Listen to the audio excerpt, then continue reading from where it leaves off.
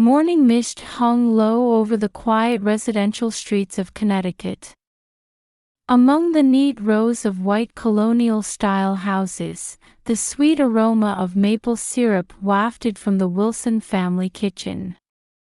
In the freshness of early spring, white dogwood flowers swayed gracefully in the garden.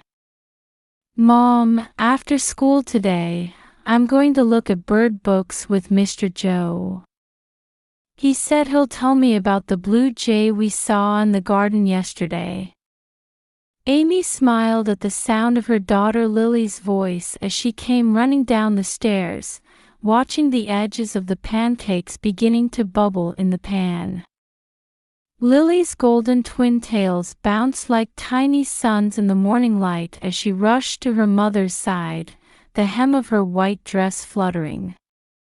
"That sounds wonderful," Amy replied gently as she flipped the pancakes.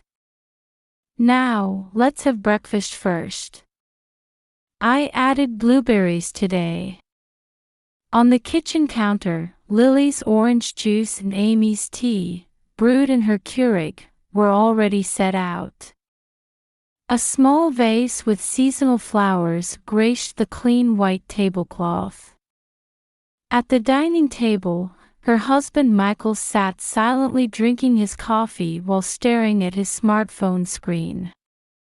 Dressed in a deep blue Brooks Brothers suit, he looked every bit the perfect businessman. However, lately, he had become less talkative with the family, citing busy work as the reason. Though he never missed his weekend golf games, Amy carried unspoken thoughts about her husband's distant behavior. The doorbell rang, announcing an unexpected visitor. When they opened the heavy wooden door, a familiar figure stood there. "Good morning, everyone." Martha Wilson, Michael's mother, stood there in an expensive dress that highlighted her perfectly styled gray hair and Chanel pearl necklace. She held a paper bag with the Whole Foods Market logo. "My goodness, Martha. What brings you here so early?" Amy couldn't hide her surprise. These unannounced visits had been becoming more frequent lately. "Just checking on my granddaughter's breakfast. And I brought some homemade muffins." Martha held up the paper bag while glancing toward the kitchen. "Oh my, pancakes. That's rather heavy for breakfast. In my day, cereal and toast were quite sufficient." "Lily likes them," Amy answered quietly, a slight defensiveness in her voice. "Besides, I think family breakfast time is important." "Michael, don't you agree?" Martha called out to her son, seeking validation. "You used to have such simple breakfasts with your father, remember?" Just then, Michael's smartphone rang. "Sorry, it's work." He quickly stood up and disappeared into the study, leaving his half-eaten breakfast behind. Lily ate her pancakes silently, watching the adults' conversation. Her green eyes held an intelligent light, trying to understand what was happening. Her occasional glances between her grandmother and mother revealed a child's concern. "Amy, about your shop," Martha began slowly as she sat down, placing her expensive handbag on her lap and straightening her posture. "A mother should be at home while her children are young. That was simply the way things were done in our generation. The flower shop is also important. More important than what really matters." Martha's voice was soft, but her words cut through the kitchen like a sharp knife. "Are you willing to sacrifice Lily's precious years for your shop?" Outside the window, neighborhood children were beginning to gather at the bus stop. Amy glanced at the clock, thinking she needed to hurry with Lily's preparations when Michael returned. His expression showed urgency. "There's an emergency meeting. I need to leave now." He glanced briefly at his wife and daughter but quickly looked away. But today. Before Amy could finish speaking, Michael had already vanished through the door. He rushed out of the house, grabbing his expensive leather briefcase from the entryway. Left behind, Amy felt a strong sense that something was wrong in the morning light. Martha's excessive interference, Michael's passive attitude, and the unnatural atmosphere between them. Looking at the family photos on the wall, she noticed how different the smiling faces there felt from the current family dynamic. Children were gathering at the bus stop on Maple Street. The fresh green trees sparkled in the morning sun, and the scent of lilacs drifted from the white fenced gardens. What should have been a peaceful scene. "Mom, where's Mr. Joe?" Lily's voice rang out anxiously. The school bus turned the corner 10 minutes earlier than usual. Instead of Joe Brown's usual warm smile greeting them, an unfamiliar driver sat expressionless behind dark sunglasses. "I suppose he's a substitute today," Amy answered, gently holding her daughter's shoulders. However, inwardly, her sense of unease grew. The driver change should have been announced in advance. And the bus was too early. Other parents exchanged worried glances. Sarah Johnson, the PTA president, began making phone calls on her smartphone. "Everyone, be careful." Though hesitant about the unfamiliar driver, the children boarded the bus one by one. Lily held her mother's hand until the very end. "It'll be fine. After school, you can talk about birds with Mr. Joe," Amy said cheerfully, though she felt a tightness in her chest. Just before the bus door closed, she caught a glimpse of the driver's profile. Sun-weathered skin with deep wrinkles. A man with a cold presence, completely different from Joe. As Amy tried to shake off the chilling sensation down her spine, she waved broadly. Just as she returned home and was about to start preparing for the flower shop, her phone rang. Lily's name appeared on the screen. It was still before classes should have started. "Lily. What's wrong?" Through the receiver came her daughter's trembling voice, with the sound of the bus engine and horns in the background. "Mom, this bus, the driver isn't normal." Lily's voice held a fear Amy had never heard before. "We're on an unfamiliar road." Amy's heart began to race. "Lily, where are you? What can you see around you?" "There are lots of trees." "Oh." A sudden impact sound and children's screams. Then the line went dead. "Lily. Lily." Amy desperately tried calling back. No response. She immediately called the police and contacted the school. Amy jumped into her car at once. Martha slipped into the back seat. The navigation system showed a location far from the usual route, near a forest park. A place they would never pass on the normal school route. The scene they arrived at was already chaotic with police and ambulances. The school bus had crashed into a large oak tree. The windshield was shattered, and the yellow body was severely twisted. Lily. Amy tried to break through the police line. Please stay calm, a young officer restrained her. All the children are conscious. The paramedics are checking them now.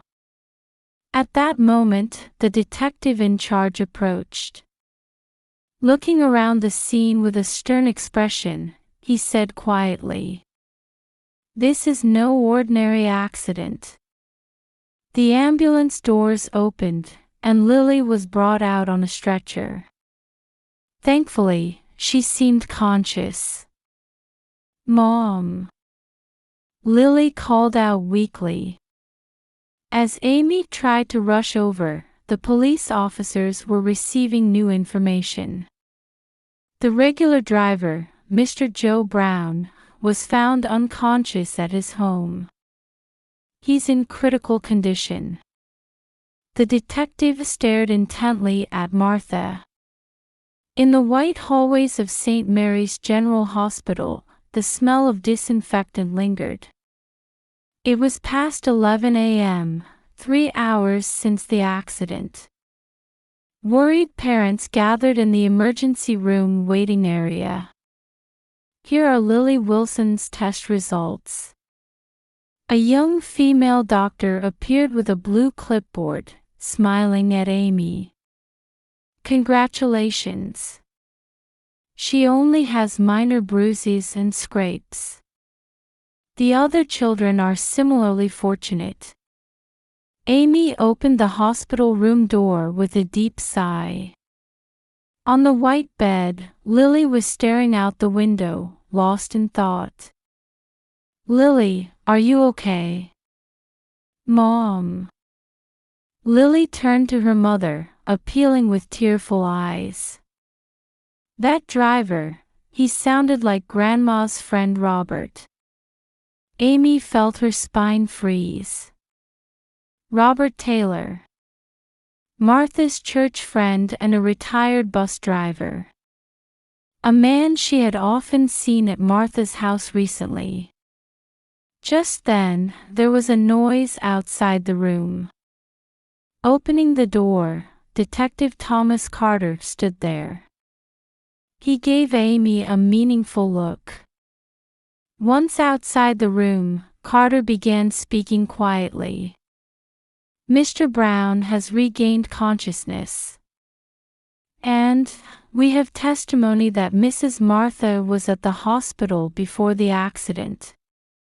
"What do you mean?" "Security camera footage shows Mrs. Martha waiting in the hospital parking lot 40 minutes before the accident. Moreover, she appears to have been in phone contact with the suspect Robert Taylor, who acted as the substitute driver." Events from the past raced through Amy's mind like a film strip. Martha's sudden visit, her unnatural behavior, and... "Wait," Amy said with a trembling voice. "The documents I saw at Martha's house last week." Flashback to last weekend's dinner at Martha's house. While Lily played in the garden, Amy went upstairs to use the bathroom. There, she accidentally saw some papers. School bus schedules, route maps, and some handwritten notes. She hadn't thought much of it at the time, but now... Detective Carter carefully took notes while listening. "Actually, Mrs. Martha has a prior record. 15 years ago, when Michael first married." Hurried footsteps approached from down the hall. It was Michael. "Mother has been arrested," his voice was hollow. Robert turned himself in and... Amy stared at her husband's face. It showed fatigue, regret, and something he seemed to want to say. "Did you know?" Michael leaned against the wall, covering his face. "Mother did the same thing to my previous wife." As his voice trailed off, new information arrived. Police searches had uncovered massive amounts of evidence from Martha's home. School bus schedules, driver personal information, and most shockingly, photos of Amy and Lily marked with X's. Michael Wilson, Detective Carter, called out sternly. "The handwriting on your wife's photos looks similar to yours." Michael's face turned pale. At that moment, Amy's cell phone rang. An unknown number. "Hello, Amy. This is Carol Wilson." It was Michael's former wife calling. "It happened to you too." Carol's voice was exhausted. "5 years ago, I also." Martha wants to monopolize her son. To her, any wife is an obstacle to be eliminated. Amy glanced toward Lily's hospital room. Her daughter was now cheerfully discussing birds with a nurse. Behind that innocent smile, such a conspiracy had been brewing. "Actually, there's one more crucial piece of evidence." Detective Carter produced new photos. Last weekend, Michael was seen entering a luxury hotel with a woman. Michael nearly collapsed, lost for words. All the lies, all the betrayals, were about to come to light at once. "Mother knew about that too," he said with difficulty. "Knowing about my affair, she tried to." "Amy." "Lily." Amy heard something break decisively inside her. Trust, love, family bonds. Everything revealed its true nature under the hospital's clinical lighting. 1 week after the accident, a police convoy quietly entered Greenwich's upscale residential area. Martha Wilson's new residence. The white colonial mansion loomed imposingly in the morning mist. "Amy, are you ready?" Detective Carter asked. Amy nodded silently. Beside her stood Janet Morrison, the probation officer. "You can decline to witness the house search if you wish," Janet spoke gently. "No, I need to know the truth." Amy's voice was surprisingly steady. They entered the grand entrance hall. The walls were adorned with generations of Wilson family photos. Pictures of Michael's childhood. Memories with his father. And shadows of people who no longer appeared in recent photos remained in many of the older ones. "Focus on the second-floor study," Detective Carter directed. Opening the heavy walnut door revealed a perfectly organized room. Expensive leather chair, antique desk, and wall-to-wall bookshelves. Yet within this perfection lurked an eerie atmosphere. Over here, a young detective discovered a hidden door in the bookshelf. Inside were massive records and photographs. Amy's hands trembled. There were countless photos tracking her and Lily's daily lives. School drop-offs and pickups, shopping, work at the flower shop. All annotated with notes and red pen markings. "Woman who will ruin my son, obstacle to be eliminated." Detective Carter read from the notes. "And a perfect plan for the school bus accident. Security camera placement diagrams, driver shift schedules, detailed maps of school routes. Everything had been meticulously prepared for this incident." "There's more," another investigator brought new evidence. 15 years of records from Mrs. Martha's computer. They contain detailed records of interference with every woman in Michael's life. his college girlfriend, first wife Carol, and now Amy. Detailed plans and execution records of attempts to destroy all relationships. Why go this far? Amy's voice shook. Suddenly, a scream came from another room on the second floor. The group rushed to find an entire wall covered with Michael's photos. From infancy to present, an abnormal number of pictures. Beside them were his belongings, diary fragments, and photos with his recent mistress. "It's like a shrine," Detective Carter muttered. Further searches revealed shocking discoveries in the basement. Evidence from Martha's previous incidents. Records of harassment against Carol, and this. Amy gasped. Decisive evidence of Michael's affair and plans to use it to eliminate Amy.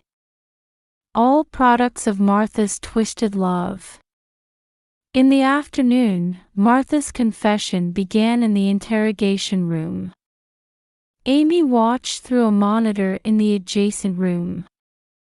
"Everything was for my son," Martha's voice was surprisingly calm.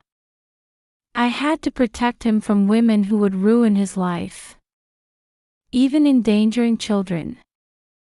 At the detective's questioning, Martha's expression twisted. Lily, too, would eventually become just like her mother. Someone who would try to take my son away. It's punishment for stealing my son. Amy stood frozen before the monitor. Then Michael entered the interrogation room.